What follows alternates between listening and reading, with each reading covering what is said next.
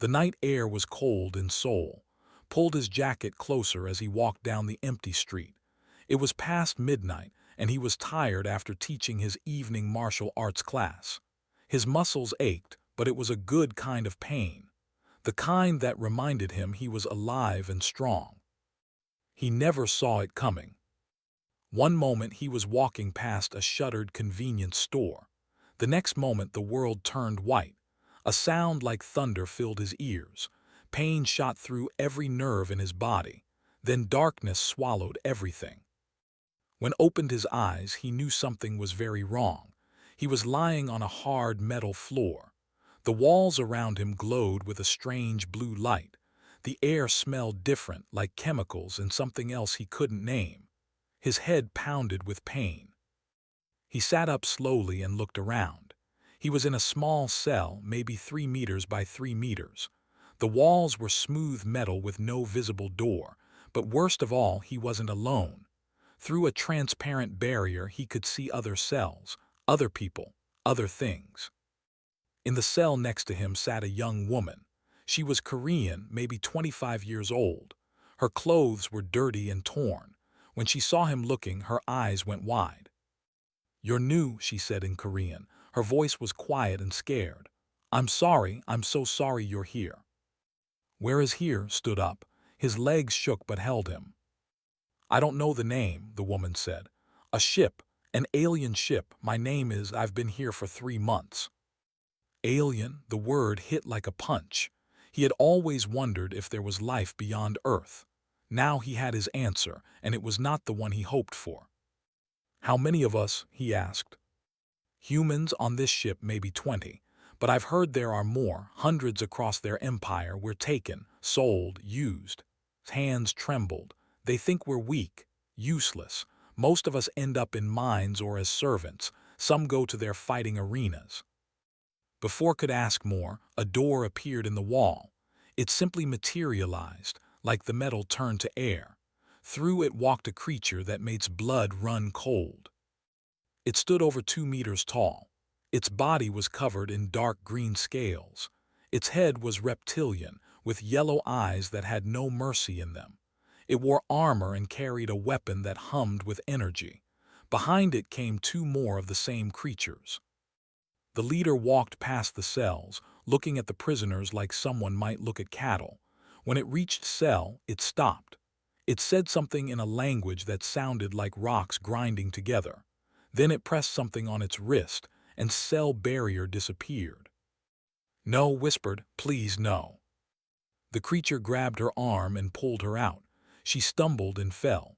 The creature laughed, a horrible sound. It said something to the others and they laughed too. "Watch the creature kick." She cried out in pain. The creature raised its hand to strike her again. Something in snapped. He had been a combat medic in the Korean military. He had trained in Taekwondo since he was 6. He had fought in underground tournaments. He had spent his life learning how to hurt people efficiently. And one thing he knew, bullies were the same everywhere. "Hey!" shouted. He slammed his fist against his cell barrier. The creature turned. Its yellow eyes focused on him. It said something that sounded like a question. Then it laughed again and turned back too. Kept shouting. He kept hitting the barrier. Finally, the creature got annoyed. It walked to his cell and did something on its wrist. The barrier vanished. The creature reached for, probably to teach him a lesson. That was its first mistake. Its second mistake was assuming would be easy prey. Moved faster than the creature expected. He grabbed the creature's reaching arm, turned his body, and used the creature's own weight against it. The alien was strong, much stronger than any human, but strength meant nothing if you didn't know how to use it. The creature stumbled forward, drove his elbow into the soft spot where the creature's neck met its shoulder. The alien made a choking sound, followed with a knee to its midsection, right where he guessed its organs would be. The creature fell. The other 2 guards rushed forward, fought like his life depended on it because it did. He used every trick he knew, pressure points, joint locks, strikes to vulnerable areas, but there were 2 of them and they were strong, so strong. One grabbed him from behind. The other hit him in the stomach. Pain exploded through his body. He tasted blood. They threw him back into his cell. The barrier reappeared. The creature he had fought got up slowly. It looked at with something new in its eyes. Not anger, respect, fear, couldn't tell. The creature said something to the others, pointing at. Then they left, dragging with them. "Are you insane?" a voice called from another cell. It was a man, also Korean, older than, "You just signed your death warrant. They'll put you in the arena now. You'll die there." Wiped blood from his mouth. His ribs ached. His face was swelling. But he felt something he hadn't felt since waking up in this nightmare. He felt like himself again. "Maybe," said, "but at least I'll die fighting." He sat down on the cold floor and closed his eyes. He thought about his students back home, his family, his small apartment, his ordinary life, all of it gone, probably forever, but was not the type to give up. He was not the type to accept being a victim. If they wanted to put him in an arena, fine. He would learn everything he could. He would watch these creatures. He would find their weaknesses, and he would survive. Hours later was thrown back into her cell. She was bruised but alive. She looked at with tears in her eyes. "Thank you," she said quietly. "No one has ever stood up for me before, not here." "What's going to happen to me?" asked. "The arena," said. "They'll make you fight against creatures from 100 worlds, things bred to kill. No human has ever survived more than one fight." Nodded slowly. "Then I'll be the first." He meant it. In that cold cell, millions of light years from home, made a promise to himself. He would not die easily. He would not break. And somehow, someway, he would make these creatures regret the day they took him from Earth. The guards came for him the next morning. As they led him away, he heard whisper something. It took him a moment to understand. "Give them hell." Smiled despite the pain. "I will." The arena was bigger than expected. It stretched out like a massive stadium with thousands of seats rising up in circles. But these seats weren't filled with humans. Creatures of every shape and size filled them, all screaming for blood. Stood in the center of the arena floor. The ground was hard-packed dirt mixed with sand. Dark stains covered it. Blood, he realized, from how many fighters before him. They had given him no weapons, no armor, just the torn clothes he wore. Across from him a gate was opening. Something was coming out. The creature that emerged made stomach turn. It looked like a giant insect, but wrong. It had 6 legs and a body covered in black plates. Its head had no eyes that could see, but its mouth was full of teeth like knives. It was twice his size and moved fast. The crowd roared louder. They wanted to see him die. The creature charged, rolled to the side at the last second.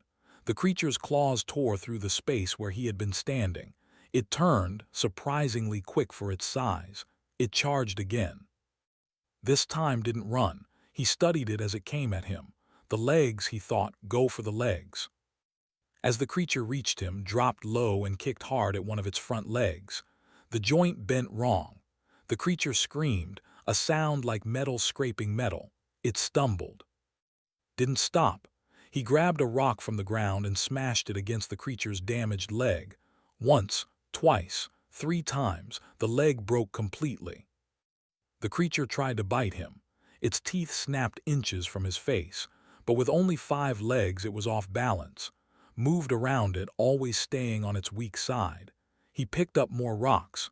He aimed for its joints, its soft spots between the plates. The fight lasted 10 minutes. It felt like hours. When the creature finally stopped moving, was covered in its strange green blood. He was breathing hard. Every muscle in his body screamed with pain. But he was alive. The crowd was silent.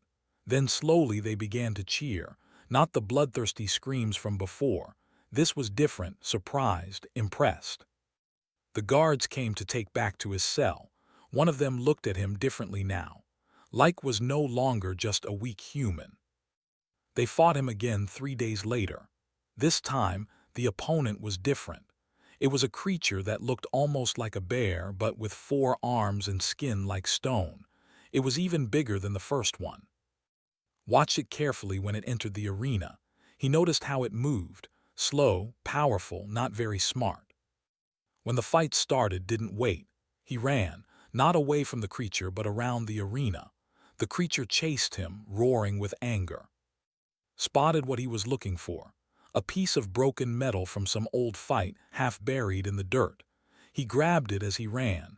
It was rusty but sharp. The creature was getting tired, could see it breathing hard. Good. Humans could run for a long time. Evolution had made them endurance hunters. This creature was built for quick power, not long chases. When the creature finally slowed, attacked, he went for the eyes. The metal piece drove into one eye and the creature screamed. Blinded on one side, it couldn't track movements. He stayed in its blind spot, hitting it again and again with the metal. Small cuts, wearing it down. It took 30 minutes, but the creature eventually collapsed from exhaustion and blood loss. The crowd went wild. Fight after fight survived. He learned that the arena had weapons hidden in the dirt from previous battles. He learned which creatures were fast and which were slow, which were smart and which relied only on strength. He learned that being smaller wasn't always a disadvantage. He could fit in spaces the big creatures couldn't. He could move in ways they couldn't. He also learned that many of these creatures expected their opponents to be afraid. When refused to show fear, it confused them, made them hesitate, and that hesitation was often all needed. After his 7th victory, something changed. The crowd no longer cheered just for blood. They cheered for him. They started chanting a word in their language, over and over. Ev. Back in his cell told him what it meant. The Reaper, she said quietly. They're calling you the Reaper because you shouldn't be alive but you keep killing anyway. Looked at his hands. They were covered in scars now, cuts and burns from a dozen different fights. He was thinner than before, harder. He barely recognized himself. How many humans have fought in the arena? He asked. Many said. None survived past their first fight. You're different. One night something strange happened. A voice came through the speakers in his cell. It spoke in Korean. Can you hear me? Sat up fast. Who is this? My name is Commander. I'm human like you. I was taken 8 years ago. I've been watching your fights. Where are you? Asked. Far from there. I work for a different empire now, the hierarchy. They're rivals to the who captured you. The voice paused. I've risen high in their military, but I never forgot what I am, who I am. Why are you contacting me? Because you're special. You're giving humans a reputation, making them wonder if they were wrong about us. But you need to know something important. What? There are more of us out here. Hundreds of humans scattered across a dozen empires. Most are slaves. Some, like me, have found ways to survive. But Earth, they're planning to harvest Earth. His blood went cold. What does that mean? Mass abduction. They'll take millions. Turn Earth into a breeding ground for slaves and fighters. It's scheduled to happen soon. I have to get out of here, said. I have to warn them. I can help, but first you need to survive. Keep fighting. Build your reputation. When the time is right, I'll give you the tools to escape. And then we'll see what one human can really do. The connection cut off. Lay back on his hard bed. His mind raced. Earth was in danger, his family, his students, everyone he had ever known, and he was stuck here fighting in an arena for the entertainment of monsters. But Commander was right. He needed to survive first, and not just survive, he needed to become someone important, someone these aliens would remember. His next fight was different. They brought out 3 creatures at once. The crowd loved it, 3 against 1. Surely the human would finally fall. Looked at his opponents. He thought about his home, about the people who needed him, about how these aliens thought humans were weak and worthless. He picked up a piece of sharp metal from the ground. He looked up at the crowd, at the thousands of alien faces watching him, and he smiled. Let them watch. Let them see what a human could do when he had nothing left to lose and everything to fight for. The fight was brutal, took wounds that should have killed him, but he kept moving, kept fighting, used every dirty trick he knew. When one creature grabbed him, he bit it. When another cornered him, he threw dirt in what he thought were its eyes. He fought like an animal, like a human from Earth's ancient past, when his ancestors hunted predators twice their size. When all three creatures lay dead, stood in the center of the arena. Blood dripped from a dozen wounds. His vision was blurry, but he raised his fist to the crowd. The arena exploded with sound. They stamped their feet, they roared, they chanted his new name. The Reaper had arrived, and he was just getting started. Commander arrived at the meeting point with more than expected. 3 large warships and 200 fighters. Most weren't human, but they were all people who hated the empires that had enslaved them. When stepped off his ship, finally saw the man who had been a voice in his ear for so long. Was older, maybe 50, with gray in his hair and scars on his face. He walked with the confidence of someone who had commanded soldiers for years. "You're younger than I expected," said, shaking his hand. "You're exactly what I expected," replied, "a soldier." They didn't waste time. In the command center of his flagship, they gathered everyone who would fight, looked at the faces around him. Humans who had been farmers, engineers, students before they were taken. Aliens who had their own reasons to hate all of them willing to die for a planet most of them had never seen. "We have 17 days before the harvest fleet reaches Earth," said, displaying star charts. 10 warships, each capable of carrying 5,000 troops. They plan to land in major cities. Seoul, Tokyo, New York, London. They'll take millions in the first wave. "Can we warn Earth?" someone asked. "We've been trying," said. She looked exhausted. She had been working for days straight. "But Earth's communications are primitive. They can't understand our signals. And even if we got through, would they believe us? Would their governments act in time?" The room went quiet. The truth was hard. Earth wasn't ready. They had no defense against alien invasion. No weapons that could hurt ships like the ones coming. "Then we fight the fleet in space," said. "We stop them before they reach Earth." A large alien named laughed. It wasn't a kind laugh. 6 ships against 10, ships that are better armed and better armored. This is suicide. "Yes," said simply, "it is, but we're doing it anyway." Over the next days, they prepared, trained them in space combat tactics, worked on upgrading their weapons using salvaged technology, practiced flying patterns with the other pilots. They drilled constantly, knowing that any mistake would be fatal. Spent time talking to each fighter. He wanted to know them, their names, their stories. These people deserved to be remembered. He met a Korean man who had been a teacher before his abduction 5 years ago. His wife and daughter were still on Earth. He showed a picture he had kept hidden all these years, a family photo from a beach trip. "I'll see them again," said.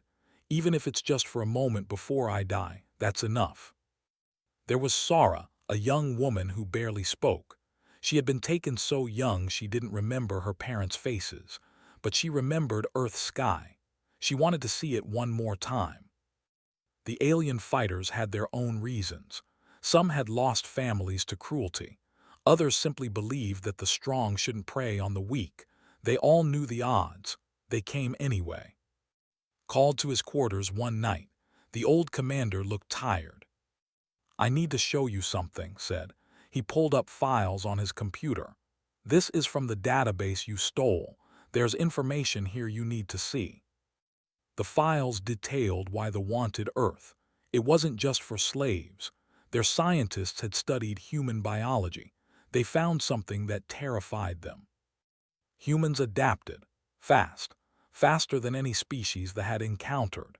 Human genes were unstable in a way that meant rapid evolution. In just a few thousand years, humans had gone from primitive tribes to space-capable civilization. Most species took millions of years for that jump. "They're afraid of us," said slowly. "Yes," confirmed. "If humanity reaches the stars naturally in another century or two, they believe we'll dominate the galaxy. So they want to harvest us now, control us, make sure we never develop on our own terms." "They're not just attacking Earth for resources," said. "They're trying to prevent humanity's future." Nodded. "That's why this battle matters. Win or lose, we need to send a message that humanity won't go quietly, that we fight back." The days passed too quickly. Soon they were jumping to Saul's system. When Earth appeared on their screens, felt his chest tighten. That blue marble, so small from here, so fragile, but it held everyone he had ever loved. "Fleet detected," the sensor officer called out. "They're entering the system from the opposite side. 12 hours until they're in weapons range of Earth." 12 hours, repeated. "Then we have 12 hours to become legends." They positioned their 6 ships between Earth and the approaching fleet. It looked hopeless. Their small ships against the massive warships, but had learned something in the arena. Size wasn't everything. Speed, tactics, and the willingness to take risks could overcome raw power. "We're receiving communication from Earth," said suddenly. "Multiple military frequencies. They've detected both fleets." "Put it through," said. A voice came through the speakers, speaking English. "Military, confused. Unknown vessels, this is United Earth Defense. Identify yourselves, what is happening?" Picked up the communicator. He spoke in English, though it felt strange after so long speaking only Korean. "Earth Defense, this is Commander, I'm human. I was taken from Seoul 2 years ago. The large fleet approaching is hostile. They're coming to invade Earth. To take your people. We're here to stop them." "Silence then, you're human taken." "There are hundreds of us out here," said. "Taken from Earth over the years. We're not alone in the universe. And not everyone out here is friendly. But right now, you need to prepare. If we fail, they'll reach Earth in 12 hours. More voices joined the channel. Different languages, different countries, all asking questions, all confused and scared. "Listen to me," said, his voice hard. "You don't have time for questions. You need to prepare your defenses. Evacuate your cities. Get your military ready. And trust that we're going to do everything we can to protect you." Commander took over, speaking with the military authority. He started sending data to Earth. Weapon specifications, tactical information, everything they might need. "They're not ready," said quietly too. "Earth's weapons can barely scratch those ships." "Then we don't let the ships reach Earth," said. "We end this in space."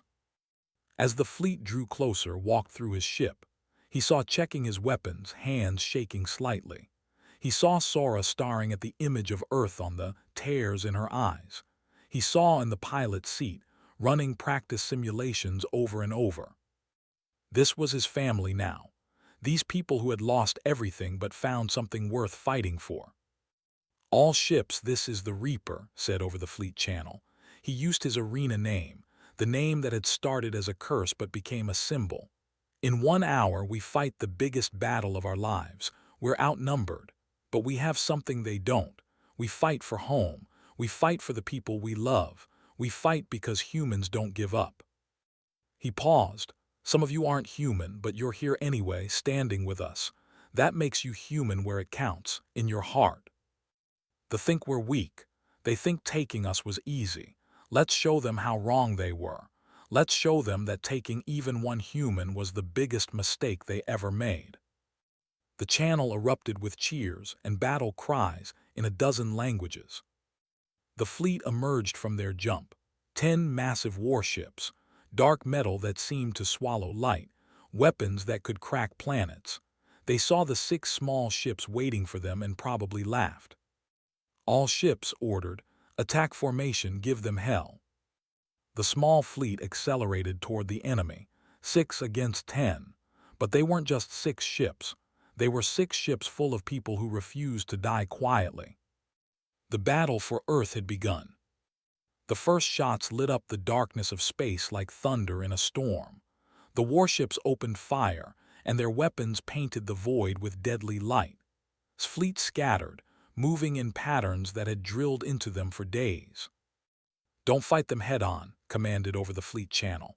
"Hit and run, use Earth's orbit, use the moon." Flew their ship like it was part of her body. She dove under the formation, weaving between their shots, watched from the command deck as his other ships did the same. They were gnats attacking elephants, but gnats could still bite. "Target their engines," ordered. "Are the weapons ready?" "Yes," called back from the weapons station. "Firing now." Their modified weapons hit one of the warships. The shots weren't strong enough to penetrate the heavy armor on the hull, but the engines were more vulnerable. One of the massive ships began to slow, trailing debris. They adjusted their tactics. They stopped trying to hit the small, fast ships and instead began moving toward Earth. They would ignore the gnats and complete their mission. "They're heading for Earth," the sensor officer reported. "New course will put them in orbital range in 4 hours." 4 hours. Looked at the tactical display. His 6 ships had damaged 2 of the vessels, but they were still operational. The other 8 were untouched. This wasn't working fast enough. "We need to slow them down more," said. "Ideas." Thought about the arena, about fighting creatures bigger and stronger than him. He had always won by being unpredictable, by doing things his opponents didn't expect. "The moon," said suddenly. "Can we use the moon's gravity?" His eyes went wide. "You want to slingshot debris? That's insane." "Insane works," said. "Have your ships herd the fleet toward the moon's orbital path. Make them think we're retreating." And then asked, "Then we drop every piece of space junk we can find into their path at high speed. The moon's gravity will accelerate it. Even their armor can't handle impacts at that velocity." It was desperate, but desperate was all they had. Ships began the maneuver. They fired on the fleet from different angles, forcing them to adjust course. Slowly, predictably, the move toward the moon's orbit. They probably thought they were cornering the smaller ships. Meanwhile, coordinated with Earth space agencies. She sent them instructions in every language. Push satellites out of orbit. Launch any debris you can into specific coordinates. Trust us. To their credit, Earth responded. Within an hour, dozens of satellites, old rocket stages, and pieces of space stations were pushed into new trajectories. The moon's gravity caught them and accelerated them into a deadly cloud. "Fleet entering the debris field," the sensor officer said. "Impact in 30 seconds." The first impacts were spectacular. Old satellites hit warships at thousands of kilometers per hour. The armor held, but it cracked. Then bigger pieces hit. A spent rocket stage the size of a bus punched through one ship's side. Another ship tried to dodge and collided with a third ship. 2 ships heavily damaged, reported. 1 ship losing atmosphere. But it wasn't enough. 7 ships were still operational, and they were angry now. "They're firing on Earth satellites," someone called out. "They're destroying everything in orbit." Watched helplessly as they took revenge. They couldn't stop the small ships, so they destroyed Earth's infrastructure instead. Communications satellites, weather monitors, the International Space Station, all of it burning. "Earth's military is launching," said. "Missiles, fighters, everything they have."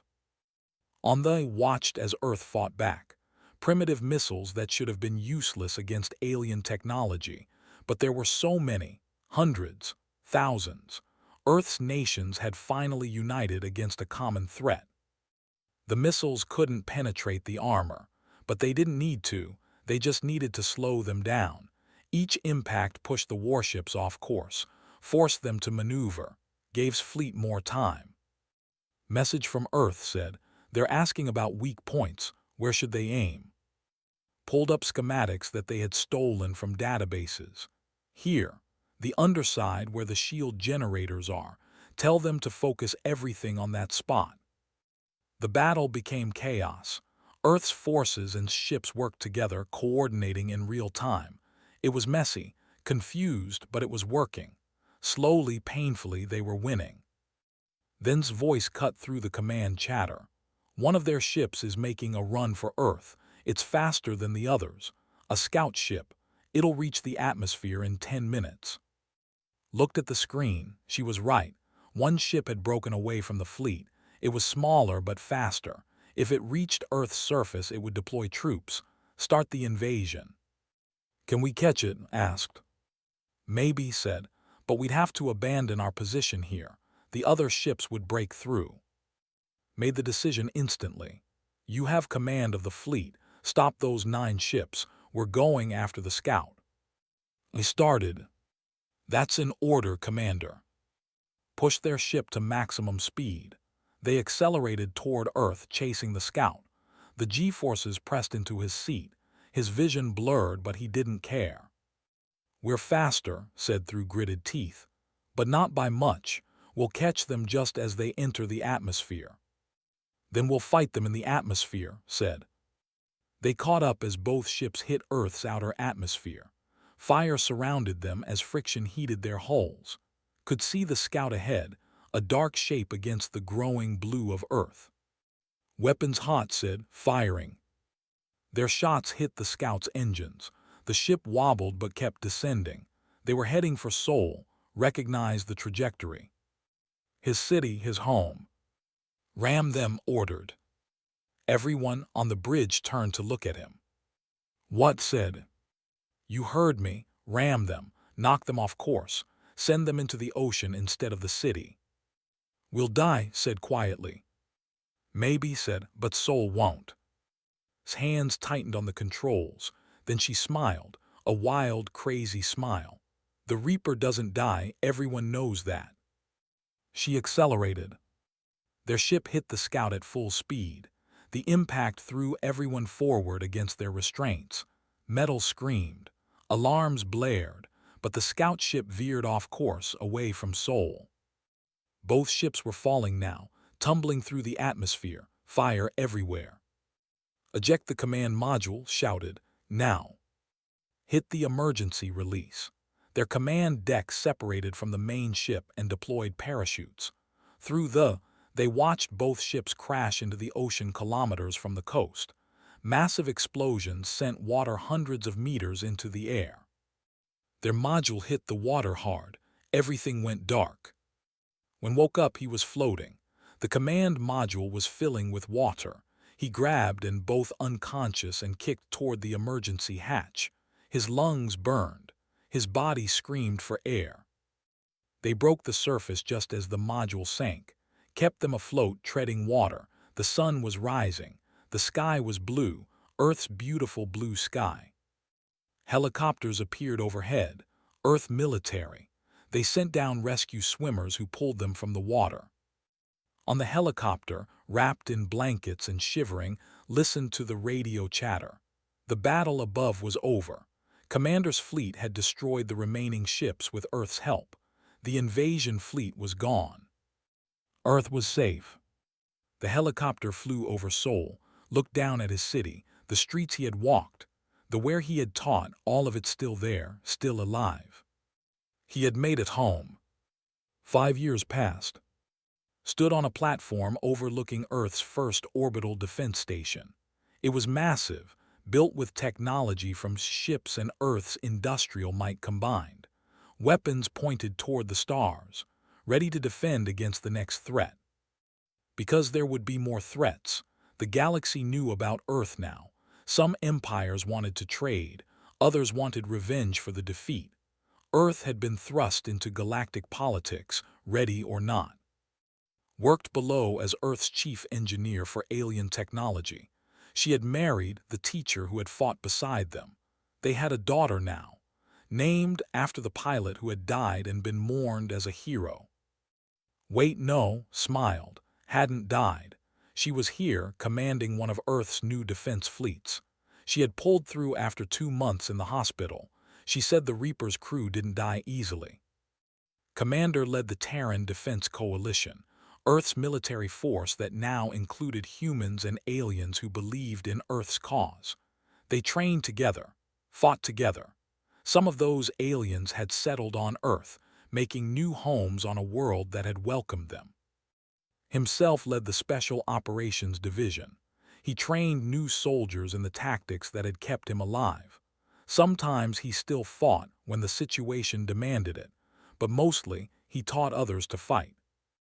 Commander and aide approached. "You have a message, Priority 1. It's from the Empire." Raised an eyebrow. "Really? What do they want?" "They're requesting a diplomatic meeting. They want to discuss peace terms." Almost laughed. The empire that had enslaved humanity wanted to talk peace, because now they were afraid. The weak humans they had dismissed had destroyed their harvest fleet, had united with other species, had become a real threat. "Set up the meeting," said, "but on our terms on Earth." As the aide left, looked out at the stars. He thought about the arena, about the cell where he had been imprisoned, about all the humans still out there in the galaxy, scattered and enslaved. He had been taken as a man, a simple martial arts teacher with a simple life. They had called him the Reaper as an insult, a warning, but he had made that name into something else, a promise. A promise that humanity would never go quietly, that they would fight for every single person, that they would rise from victims to protectors. The Reaper, it was a good name, he would keep it.